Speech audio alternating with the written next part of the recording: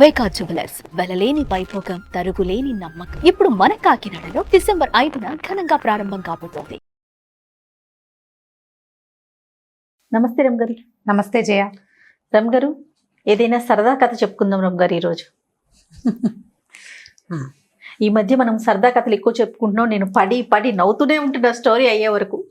చాలా మంది మేము బాగా నవ్వుకున్నాం అని చెప్తున్నారు. అయితే ఒకళ్ళిద్దరికి ఇదేమిటి ఇలాంటి కథలు చెప్తున్నారు అనిపిస్తుంది. ఇప్పుడు కథ అంటే ఎప్పుడు నీతిదాయకమైన కథనే చెప్పగలమా? ఎప్పుడు నీతిబోధకంగానే చెప్తాం ఆ పిల్లలకి. నీతులు రోజు చెప్తే మీకు నచ్చుతుందా? వింటామా? స్ఫూర్తిదాయకమైన కథలు అప్పుడప్పుడు వినాలి, నీతిదాయకమైన కథలు అప్పుడప్పుడు వినాలి. అన్ని యాక్సెప్ట్ చేస్తే బాగుంటుంది. అంటే యాక్సెప్ట్ చేయొద్దు, వినండి, ఎంజాయ్ చేయండి. మీకు నచ్చకపోతే ఓకే. ఇప్పుడు ఎలాంటి పిచ్చి కథలో ఏంచైనా ఖచ్చితంగా నువ్వు తీసుకోగలిగితే ఏదో ఒక మంచి విషయం ఉంటుంది. మీరు తీసుకోవటం చేత కావాలి. అదే సమస్య. మీరు టాపిక్ ఎత్తారు కాబట్టి చెప్తున్నాను. యాజ్ ఏ హోస్ట్ గా, ప్రోగ్రామ్ ప్రొడ్యూసర్ నేనే కాబట్టి ఒక్కొక్కసారి కింద వచ్చే కామెంట్స్ కి వెంటనే రిప్లై చేద్దామా అనిపించి కూడా, సోషల్ మీడియా కదా రమ్మగారు, వెంటనే మనం చేసి వాళ్ళు చేసి కరెక్ట్ పద్ధతి కాదు కదా అన్నట్లుగా అనిపించి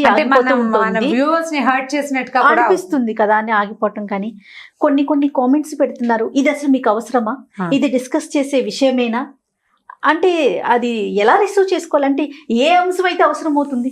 ఏదైనా అవేర్నెస్ కోసం. ఇప్పుడు మీరు ఒక గెస్ట్ ఉన్నారు, మీరు అన్ని సబ్జెక్టుల మీద మీకు పరిజ్ఞానం ఉండబట్టే మీతో మేము చెప్పించుకుంటున్నాం. ఒక్క స్టోరీస్ కోసమేనా రమ్మగారు అన్ని విషయాలు చెప్పగలుగుతారు. అట్లాగే ఇంకో గెస్ట్ ఎవరైనా కాబట్టి వాళ్ళు ఆపోజిషన్ లో ఉన్నారు. ఇలాంటి స్టోరీస్ అసలు అవసరమా అంటే దానికి అసలు ఏం చెప్తాం లేదు. ఇప్పుడు ఇలాంటిది కాదు, ఎలాంటి పిల్లలకి రోజు ఒకటి చెప్పాలి కాదు రమ్మగారు. ఒక 52 అంతకు ముందు ఒక 74 years బామ్మగారు డెలివరీ అయ్యారు. అప్పుడు మీరు నాకు అందుబాటులో లేరు. తర్వాత మొన్న కూడా నాకు మీరు అందుబాటులో లేరు. వేరే మన ఇంకొక గెస్ట్ మన కల్పవల్లి గారితో చేసాం. అసలు ఇలాంటివి ఎందుకు డిస్కస్ చేస్తున్నారని ఒక 2-3 కామెంట్ చేశారనమాట.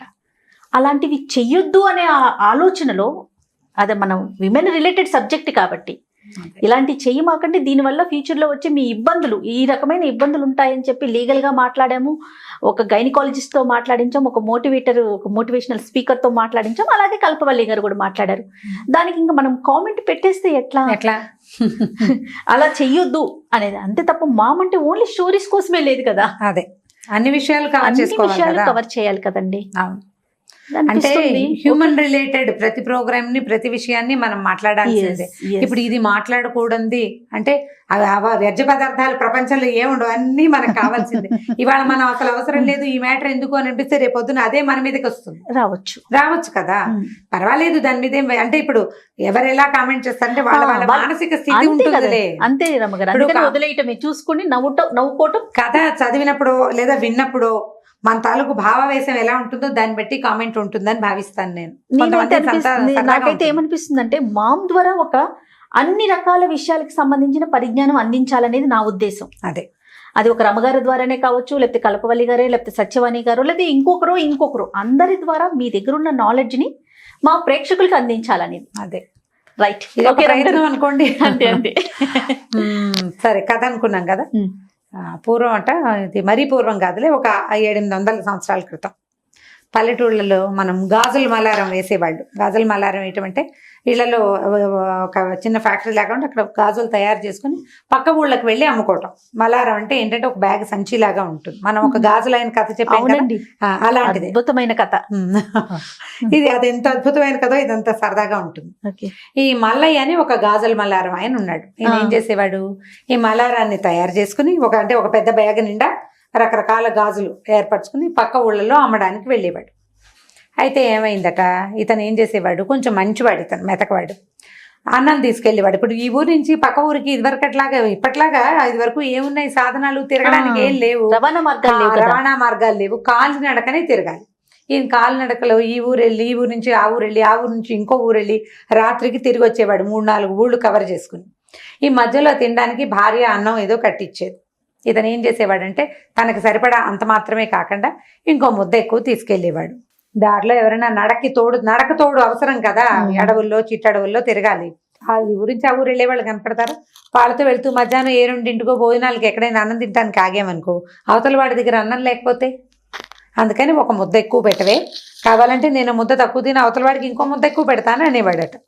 అంత అన్నం పట్టుకెళ్ళి ఏదో ఒక కూర పచ్చడో వేసేది, కాస్త మజ్జిగ చిన్న దాంట్లో కాస్త మజ్జిగో ఏదో పట్టుకెళ్ళేవాడు, వెళ్తూ ఉండేవాడు. కొన్ని రోజులు అలా తిరుగుతూ ఉండేవాడు. ఒక రోజు ఏమైందట, ఓ రామాపురం ఊరు నుంచి వచ్చేటప్పుడు మధ్యాహ్నం ఎవ్వరూ తోడు దొరకలే అతనికి. మంచి ఎండాకాలం అయితే ఏమైంది, బాగా ఎండగా ఉంది. ఇతను ఏం చేశాడు, మామూలు చెట్ల దాకా కాకుండా దూరంగా ఒక మర్రి చెట్టు ఉందట. సాధారణంగా ఈ పాటసారులు వాళ్ళు ఇలా ఏకాంతంగా ఎవరు లేనప్పుడు మర్రి చెట్ల జోలికి వెళ్ళరు. ఇతను ఏమనుకున్నాడు, ఈ ఎండ మాడిపోతుంది, చిన్నపన్న చెట్లు చాలవు, మర్రి చెట్టు కింద అయితే హాయిగా ఉంటుంది, చల్లగా ఒక గంట కొనుక్కు తీయచ్చని ఏం చేశాడు, ఆ మర్రి చెట్టు కిందకి పోయాడు ఒక్కడే. తోడు లేకుండా కూడా అడవుల్లో ఒంటరిగా చెట్ల కింద కూర్చుంటే కష్టం అని భయాలు ఉండేవి అప్పట్లో. ఈ మర్రి చెట్టు కింద కూర్చున్నాడు. సరే అన్నం తిన్నాడు. ఎండాకాలం కదా, అన్నం చెల్లల. ఎండాకాలం వేసరికి మంచినీళ్ళు తాగేస్తాం, మజ్జిగ తాగేస్తాం, నీ అన్నం చెల్లదు, అన్నం ఎక్కువ తినలేకపోతాం మధ్యాహ్నం. ఈయన చేశాడు, బాగా ఆ గిన్నెలో అంత అన్నం ఉండిపోయింది.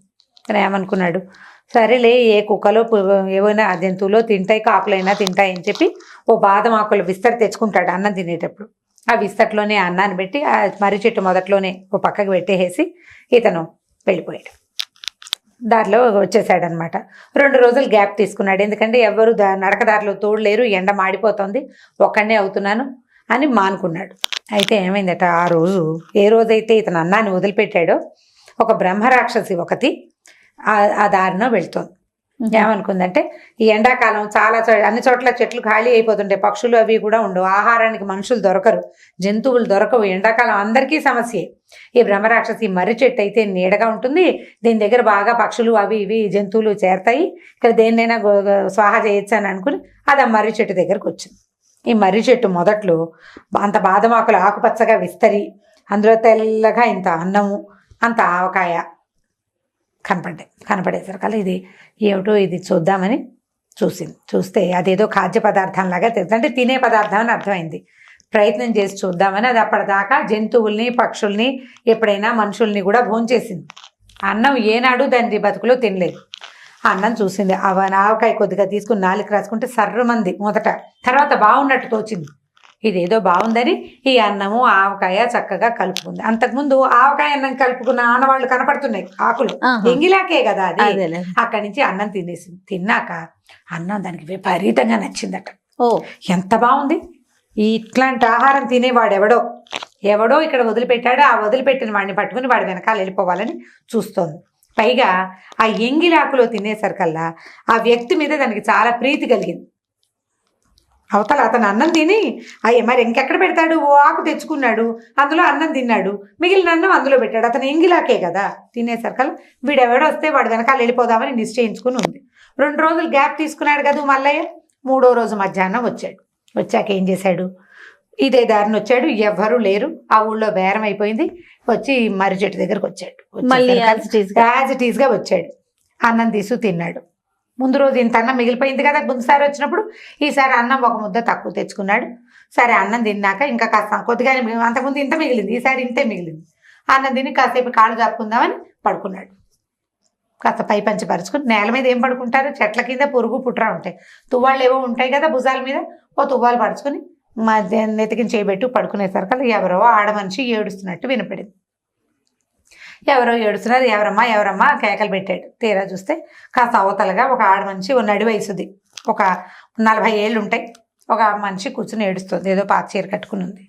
ఉండేసరికల్లా అన్నాడు, అమ్మా ఎవరమ్మా, ఏమిటి ఇంత మధ్యాహ్నం వేళ ఇక్కడ ఎవరు లేరు, ఇక్కడికి ఎందుకు వచ్చావంటే, కాదండి నేను మా ఆయన ఇద్దరం వచ్చాము, ఆయనేమో ఎటో దారి తప్పిపోయాడండి, ఎటు వెళ్ళిపోయాడో తెలీదు అంటే, మీ ఆయన పేరు ఏమిటంటే, మా ఆయన పేరు నేను ఎలా చెప్తానండి అంటుంది. మొగుడు పేరు చెప్పాల. మీ ఊరు పేరంటే, ఏమిటోనండి అదేదో ఊరు, అది నాకు తెలియదు. ఏ దారిని వచ్చావు, ఏమోనండి, అన్నిటికీ ఏమోనే, సమాధానం లేదు. ఈయనేమనుకున్నాడు, ఇది ఎవరో వెర్రిబాగుల దానిలా ఉంది, పోనీ అమ్మాయి ఓ పని చెయ్యి, నేను మా ఊరు వెళ్తున్నాను, నువ్వు మా ఊరు వచ్చేసేయి, మా ఊళ్ళో ఉన్న పెద్దవాళ్ళు ఎవరికైనా నలుగురికి చెప్తే మీకు ఇన్ని తాలూకు వాళ్ళు ఎవరైనా ఉన్నారేమో కబుర్లు చేస్తారు. ఇవేముంది, పాత రోజుల్లో అలాగే చేసేవాళ్ళు. ఓ 4 రోజులో 10 రోజులో ఎంతో కొంతకాలం మా దగ్గర ఉందు కానీ మా ఊళ్ళో అనేసరికల్లా అమ్మాయింది, బాబు ఊరికే ఎందుకు ఉంటానండి, మీ ఇంట్లోనూ నేను కాస్త ఒక ముద్ద అన్నం పెట్టించండి, తోచిన పని చేస్తాను, నేను చెయ్యలేని పని ఏదైనా చెప్తేనే వెళ్ళిపోతానండి, అప్పటిదాకా మా ఆయన వచ్చేదాకా మీ ఇంట్లోనే ఉంటానండి అని. బాగుందిగా. పాప అమ్మాయి ఎప్పుడు తిన్నావో, నేను ఎంగిల్ చేశాను అనుకో, మరి ఒక ముద్ద అన్నం ఉంది తింటావా అంటే, అయ్యో ఎందుకు తినండి, పరమానందంగా తింటానని ఆయన పెట్టిన అన్నం ఆవకాయ వేసుకుని మజ్జిగ పోసుకుని శుభ్రంగా ఆయన ఎంగిల్ అన్నం అంతా తినేసి వెనకాలే వచ్చింది. వస్తే సరే వీళ్ళు ఏదో సామాన్య సంసారి గాజుల వ్యాపారం, ఏం డబ్బులు ఉంటాయి వాళ్ళ దగ్గర. సరే వీళ్ళు ఏమనుకున్నారు, జీతం గీతం ఇవ్వలేనమ్మా, అన్నం పెడతానన్నాడు. అబ్బో అదే మహద్భాగ్యం, నాకు కావాల్సింది అదే అని వచ్చేసింది. అమ్మ నీ పేరు ఏంటంటే రాకాశమ్మ అని చెప్పింది. రాకాశమ్మ, అదేం పేరు ఇలా ఉంది పేరు అని అనుకున్నారు. మనిషి చూస్తే మామూలుగానే ఉంది, జుట్టు గిట్టు మొహం అన్ని బాగానే ఉన్నాయి. ఏదో ముత్తైదు పాపం భర్త ఉన్నాడు, ఎక్కడో పోయాడు, ఇప్పుడు కనపట్లేదు. నల్ల పూసలు గాజులు గీజులు బాగా కనపడుతున్నాయి. సరే ఇక అట్ట పెట్టుకున్నారు. అన్ని పనులు చేసేది చక్కగా. 3 పూట్ల 3 పొద్దుల అన్నం తినేది. ఏదైనా స్వీట్ పెట్టినా తినేది కాదు, అన్నం పెట్టు అని అడిగేది. వీళ్ళు ఏం చేశారు, స్వీటు బోటు పళ్ళు గిళ్ళు ఏం తిందు, 3 పొద్దుల అన్నమే కదా, ఏముంది పొద్దున్నే సర్దేను, మధ్యాహ్నం వేడను, రాత్రి కాస్త వేడిగానే చీకటి పడకుండా అన్నం తినేసి పడుకుంటుంది. అన్ని పనులు చేస్తుంది. బాగానే ఉంది. రోజులు గడిచిపోతున్నాయి. ఆ అమ్మాయి ఊరెళ్తానందు, దాని మొగుడు ఎవడో తెలియదు వీళ్ళకి. అలా గడిచింది. ఇప్పుడు ఎండాకాలంలో వీళ్ళ ఇంటికి వచ్చిందా, వర్షాకాలం పోయింది, శీతాకాలం కూడా వచ్చింది. అంటే నవంబర్ వచ్చి డిసెంబర్ వచ్చింది. వచ్చేసరికల్ ఏమైంది, నవంబర్ డిసెంబర్ వచ్చేసరికల్ పొద్దులు చిన్నవి, అవును పగళ్ళు చిన్నవి కదా. ఈ శరదృతు అంటే ఈ కాలం వచ్చేసరికల్లా మనకి సంక్రాంతి పండగకి ముందు గాజులు విపరీతంగా బేరాలు అవుతాయి, డబ్బులు వస్తాయి కదా. సంక్రాంతి రోజులు వచ్చేసరికి డిసెంబరు జనవరి రోజుల్లో ఏ వస్తువుకైనా వ్యాపారం బాగా సాగేది. పాత రోజుల్లో అంతే, ఇప్పుడు అంతే కదా. సరే ఇతను ఈ డిసెంబర్గా వచ్చేసరికల్లా మార్గశిర మాసం చలి రోజులు, పిల్లలు ఇతను ఇంటికి తిరిగి వచ్చేసరికి తల్లి పిల్లలు అందరూ నిద్రపోతూ ఉండేవాళ్ళు. చీకటి పడిపోతుంది, పొద్దులు చిన్నవి కదా, రాత్రిళ్ళు పెద్దవి, చలి, దుప్పట్లు ముసుకేసుకుని పడుకునేవాళ్ళు. ఈయన బాగా చీకటి పడ్డాకే ఆ రాత్రిపూట వచ్చేవాళ్ళు. ఓ రోజు ఏమైందట, ఈ బేరం చేసుకుని ఆయన తిరిగి వచ్చేసరికల్లా వీళ్ళంతా నిద్రపోతున్నారు. ఈయన భార్య, రైతు భార్య రాకాశమ్మ, అయ్యగారు వచ్చినట్టున్నారు, తలుపు తీవే అందుకు. తీవే అనగానే రాకాశమ్మ కూడా చాపేసుకుని మూల పడుకుంది. పొడుగ్గా చేయి చాపి తలుపు తీసింది. తీసేసరికల్లా ఈవిడ ఒత్తిగిల్లు చూసింది. రైతు భార్య, ఈ అమ్మాయి ఇక్కడి నుంచి లేచెళ్ళలేదు, చెయ్యి మాత్రం సాగి తలుపు దాకా వెళ్ళిపోయింది అనే సంగతి అర్థమైపోయింది. ఈవిడ బిగుసిపోయింది, అమ్మో ఏమిటిది అని. ఈయన లోపలికి వచ్చాడు. లోపలికి వచ్చేసరికల్లా రాకాశమ్మ పడుకుంది. ఈయన లోపలికి వచ్చాడు. ఏమే అన్నం పెడతావుటే అని లేపాడు భార్యని. మరి భార్య కదా అన్నం పెట్టాలి. ఆవిడ వణుక్కుంటూ లేచొస్తే, అదేమిటే అంత చలిగా ఉందా, వణికిపోతున్నావు, దుప్పటి కప్పుకొని అన్నం పెట్టన్నాడు. ఈవిడ శాలువా ముసుకేసుకుని వంటింట్లోకి వచ్చి, దుప్పటి చలి వణుకు కాదురా నాయన నీ మొహమండా, నువ్వు దాన్ని ఎవరితో తెచ్చావు, అది మనిషి కాదు, ఆవిడ పడుకుని ఇక్కడి నుంచి తలుపు తీసింది అనేసరికల్లా, అదేమిటి నీ మొహం ఏం కాదన్నాడు. కానీ ఆయన ఆలోచించుకున్నాడు, ఈ అమ్మాయి తలుపు తీసిందా, ఇప్పుడు ఒక మనిషి నేను వచ్చి తలుపు తీసాను అనుకో, తలుపు తీస్తే అవతల మనిషి వచ్చేసరికి నేను మంచం మీదకి ఎలా వెళ్ళి పడుకుని నిద్రపోతాను, పడుకోలేదు కదా, పడుకోలేరు ఎవరైనా అంతే కదా. ఇక్కడి నుంచి అక్కడికి వెళ్ళాలంటే టైం పడుతుంది. నేను లోపలికి వచ్చినప్పుడు రాకాశమ్మ చాప్ మీదే మూల పడుకుని నిద్రపోతుంది అంటే నిజమేనమాట. సరే ఈ అమ్మాయిని అబ్జర్వ్ చేయాలనుకున్నారు. ఓ 2-3 రోజులు చూసాక దీన్ని వదిలించుకోవాలి, ఇది మనిషి కాదు, ఏం చెయ్యాలి. అక్కడి నుంచి అన్నాడు, రాకాశమ్మ ఇంత ఇల్లు చిన్నది కానీ మనకి బోల్డ్ అంత పెరడుందమ్మా, చుట్టూత ప్రహరీ గోడ కట్టి మొక్కలు పెట్టుకుంటే బాగుంటుందమ్మా అన్నాడు. దాందేముందండి, కట్టేద్దామంత. అప్పటిదాకా ఈ అమ్మాయి ఇంటి పనులే చేయటం వాళ్ళకి తెలుసు, చకచకా పనిచేస్తుంది. ఒక గొయ్యి తవ్వి మట్టి తీసి దాంట్లో ఆవు పేడ అవి ఇవి కలిపి ఇటుకలు తయారు చేసి స్వయంగా కాల్చి ప్రహరీ గోడకి గొయ్యి తీసి ప్రహరీ గోడ కట్టేసింది ఈ రాకాశమ్మ. ఓకే, ఎప్పుడైతే మనం ఆడవాళ్ళు ఒక్కళ్ళే ఈ పనులు చేయలేరు, మగవాడి సహాయం లేకుండా ఈ అమ్మాయి ఈ పని చేస్తుందంటే ఇదేదో మామూలు మనిషి కాదు అనే సంగతి ఊళ్ళో జనాలకు కూడా అర్థమైపోయింది. ఇది అద్భుతం కాదు, ఏదో విపరీతం అని.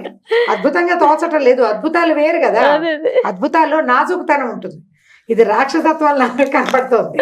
అక్కడి నుంచి అందరూ గమనించారు, చూస్తున్నారు. ఇది చకచక 1-10 రోజుల్లో ఇటుకలు కాల్చేసింది, బట్టిలాగా వేసేసి ఆ ఇటుకలన్నీ పెంచి ప్రహరీ గోడ వేసేసి గొప్పలు ఇవి దవి పాదులు దవి మొక్కలు పెట్టింది.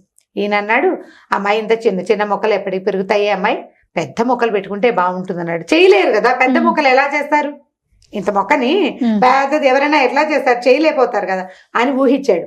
దాందేవుందయ్య గారు మనం తెచ్చుకోమని పక్కన అడవిలోకి వెళ్ళి పెద్ద మొక్కలు తీసుకొచ్చి ఇక్కడ పెట్టి, చూసారా పెద్ద మొక్కలు పెట్టాను అని. ఎవరి తోటలోంచో జామ చెట్టు, ఇంకెవరి తోటలోంచో అరటి చెట్టు కూడా పట్టుకొచ్చేసింది. ఈ చెట్లన్నీ వచ్చేసరికి ఊర్లో వాళ్ళకి తెలిసిపోయింది బాగా దీని సంగతి. వాళ్ళందరూ నువ్వు ఈ ఊరన్నా ఖాళీ చేయి, లేదా ఆ అమ్మాయినన్నా పంపించేయి, ఇలాంటి విపరీత ప్రవృత్తి ఉన్న వాళ్ళని ఊళ్ళో ఉంచుకుంటే నీకు ప్రమాదం, మాకు కూడా ప్రమాదమే. విరుచుకు తింటే ఊరి మీద పడి అంతేగా. నువ్వు వెళ్తావా దాన్ని పంపించేస్తావా అన్నారు. ఏం చెప్పినా చేసేస్తుంది. చెయ్యలేని పని చెబితేనే అది వెళ్తుంది. వెళ్తానంది. ఏ పని చెప్పినా చేసేస్తుంది. సొంత ఇల్లు, ఏదో కాస్త పొలం పుట్రా చిన్నవి ఉన్నాయి, 1-2 గొడ్లు ఉన్నాయి, పాలు తీసేస్తుంది, గేదెలు గడిగేస్తుంది, చెరువుకి వెళ్ళిపోతుంది, నీళ్లు తెచ్చేస్తుంది, సమస్తమైన పనులు చేసేస్తుంది. ఎలా దీన్ని? సరే ఇంతలో ఏమైంది, రోజు ఆలోచిస్తున్నారు బుర్ర బాదుకుని ఏం చేయాలో తెలియక. ఒక రోజట ఓ పిల్లి ఓ ఎలుకని తరుగుతోంది. మామూలుగా కనిపిస్తాయి కదా, ఇప్పుడు పెద్ద చిన్న ఇల్లుండి విశాలమైన ప్రాంగణాలు ఉంటే ఎలకలు, ఉడతలు అలా రకరకాల చిన్న పొన్న జంతుజాలం కనపడుతుంది. ఈ పిల్లి కాస్త పరిగెడుతోంది ఎలుకని పట్టుకోవడానికి. ఆ ఎలుక తుర్రుమని ఒక చిన్న కంతలోకి దూరిపోయింది. ఈ రైతు కొడుకు ఆఖరి వాడు ఒక 4 ఏళ్ల పిల్లాడో 3 ఏళ్ల పిల్లాడు ఉన్నట్ట. రాకసమా రాకసమా ఎలుకని తేవే అన్నట్ట. అనేసరికి అదెంత పని, నేను చేయలేనా ఏమిటని చిటుక్కుని ఇంత రాకాసమ్మ ఇంత చిన్నదైపోయి ఎలుక కన్నంలోకి వెళ్ళింది. వెళ్ళంగానే ఈ రైతు ఏం చేశాడు, దొరికిందిరా ఛాన్స్ అని గబగబా ఒక గంపెడి మట్టి తెచ్చి ఆ కన్నంలో పోసేసాడు. అది బయటికి రాలేదు. ఇంకా దాన్ని బాగా మెత్తేసి చిల్లు పూడ్చేశారనమాట పూర్తిగా. ఈ వెచ్చని రాకాసమ్మ ఆ తవ్వుకు బయటికి రావడం దాని వశం అయ్యే పని కాదు. ఇక అలా వెళ్ళిన రాకాసమ్మ ఇంకా మళ్ళీ ఇంటికి రాకుండా అక్కడ వెళ్ళిపోయింది అనమాట. ఆ తర్వాత ఇటు రోడ్ల మీద ఎక్కడైనా కనపడిన వాళ్ళని తెచ్చుకోకూడదు, అదెవరో బ్రాహ్మణ కథలాగా అని తెలుసుకున్నారనమాట వాళ్ళు. ఇంకా ఎప్పుడు ఆయన జాగ్రత్తగా మర్రి చెట్ల దగ్గర అక్కడ అన్నం వదిలిపెట్టేవాడు కాదు. వదిలిపెడితే ఇగో ఇలాంటి వచ్చేస్తుంది. అందుకని మన వాళ్ళు ఏం చెప్పేవాళ్ళు అంటే, ఇప్పటికి కూడా చెప్తారు జయ, ఆడపిల్లలు జుట్లు విరబోసుకుని తిరగకూడదని, ఏమైనా చెట్ల కింద కూర్చొని తినకూడదని చెప్తారు.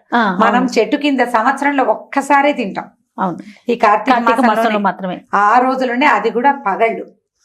రాత్రిళ్ళు తినకూడదు, ఆహారాన్ని విడిచిపెట్టకూడదు. అవన్నీ పాత రోజులు ఎందుకు నియమాలు ఉండేవి, ఇలాంటివి ఏవో జరిగేవి బహుశా, అందుకని ఇవి చేయకూడదు అంటారు. జుట్టు విరబోసుకుని తిరిగినా కూడా బాగా అందంగా కనపడతారని, వాళ్ళతో పాటు వచ్చేస్తారని అట్లా చెప్పేవాళ్ళు.